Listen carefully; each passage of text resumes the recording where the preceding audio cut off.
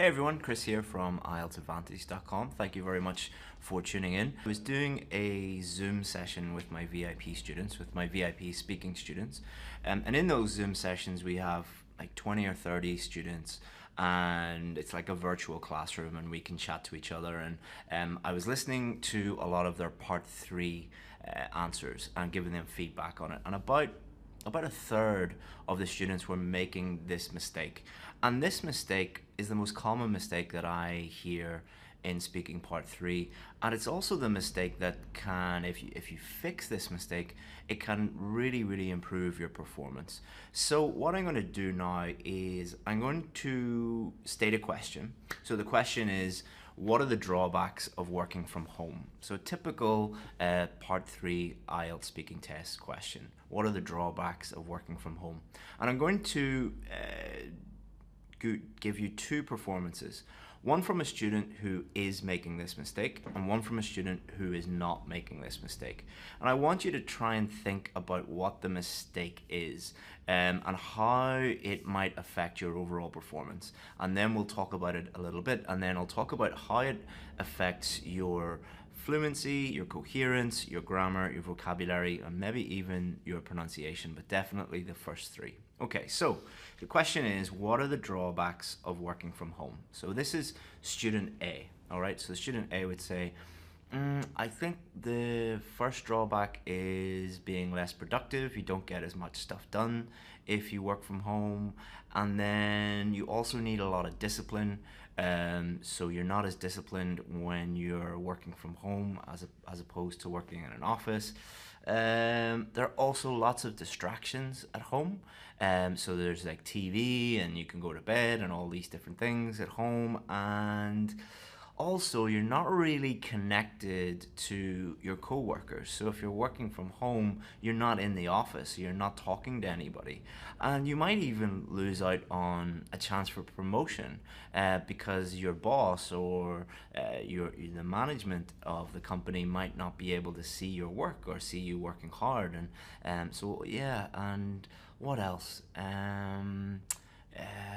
So there are lots of drawbacks about working from home, and those would be the ones that I can think of. Okay, so that's student A.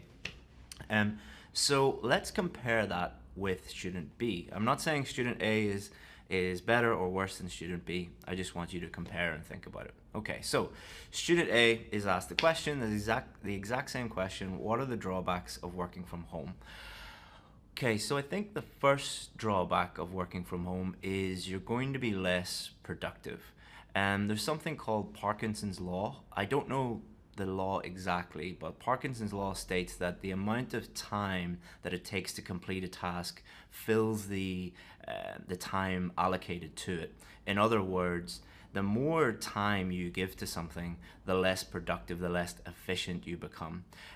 So within the context of working from home, if you're sitting at home all day, you have absolutely all the time in the world from you get up until you go to bed to get everything done.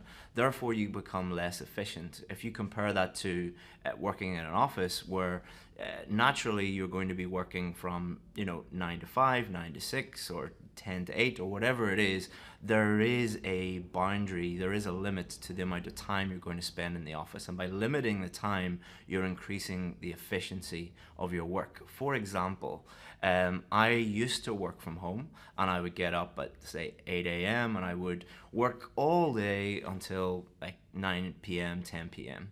And I would get a lot of stuff done, or I thought that I would get a lot of stuff done, and I didn't realize how inefficient I was until I moved to an office.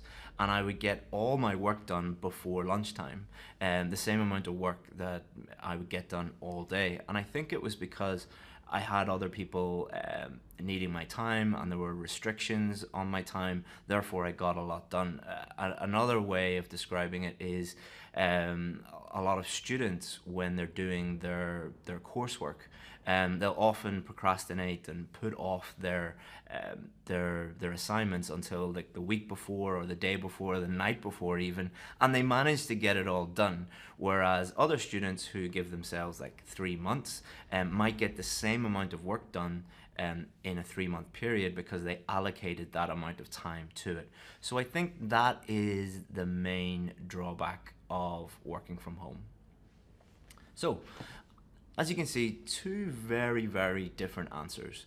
So what do you think are the main differences between student A and student B? And which student do you think is going to perform better?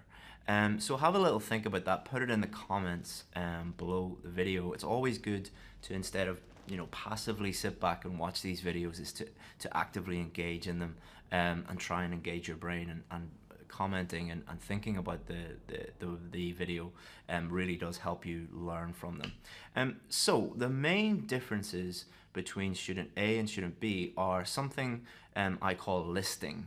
So student A just listed as many different ideas as they could think of, whereas student B picked one idea and went very, very deep on that idea. They fully developed the idea, they fully explained the drawback and why they think that, and they gave an example, and they even, I think they gave 2 different examples.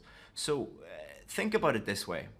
Which person listening, so student A, the person listening to student A, or student B, the person listening to student B, which person has a better idea of what they think about that topic or what they think about that idea? Student A, the person listening to them, basically they know very, very little about what they think about that. All they did was just give a list, like a shopping list of ideas, but didn't really explain. They explained a little bit about each one, but didn't fully explain them and didn't give any examples or anything like that. So there's a few things happening there. Number one, you're not as coherent if you're doing that, and you're not going to be as fluent. Why is that? Because what that person was doing, and this is what students do all the time, and especially part 3, is they try and think of as many ideas as possible, and that uses up all their brain power. So imagine your brain is a computer or a phone or whatever, and these electronic devices have a certain amount of memory, a certain amount of RAM in them. Your brain is the same way, not exactly the same, obviously, but you can only think and speak about things at the same time to a certain extent. Normally, when students really are thinking very hard about ideas, their fluency drops and their coherence drops. So what you're doing really, if you're listing lots of ideas, is you're making it more difficult for yourself. Whereas if you just pick one idea, just think, take a second or two to think of that idea and then go deep on that idea and explain it and use examples. It's normally much, much easier to do that than to just think of like 6 or 7 different ideas. So you're making it much, much easier for yourself to be as fluent and as coherent as possible. Also, generally, this is not applicable to every single student, but most students that I deal with who tend to list things and do a lot of thinking as they're speaking make more grammar and vocabulary mistakes. Why is that? Well, the analogy of RAM and the memory that you have in your computer or your phone, if you are thinking and speaking all at the same time, then you're not giving yourself enough space to focus on the grammar and vocabulary. In general, I find that the more students think about ideas, the lower their grammar and vocabulary score. Not always the case, but often the case. It can even affect pronunciation at times, not to the same degree as grammar and vocabulary, but it can do. So what can we learn from this? What we can learn is, number one, limit the number of ideas that you have in the speaking test, in speaking part 3 especially, and go deeper on them. Make it easier for yourself. And this is not something you can do by just watching this video and then immediately doing it in the test. You have to practice this. Go and download or look up speaking practice questions. Just Google, speaking practice part 3 questions, and practice doing this yourself, and you'll get into the routine of doing this. Some students that I work with, every week they make this mistake. And I say, like, I told you 2 or 3 weeks in a row not to do this.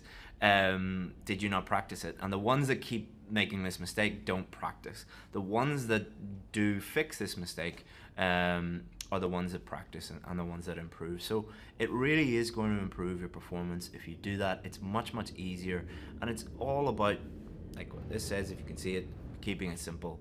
The speaking test is not an ideas test. It's not a knowledge test. It's not an IQ test. It's a speaking test.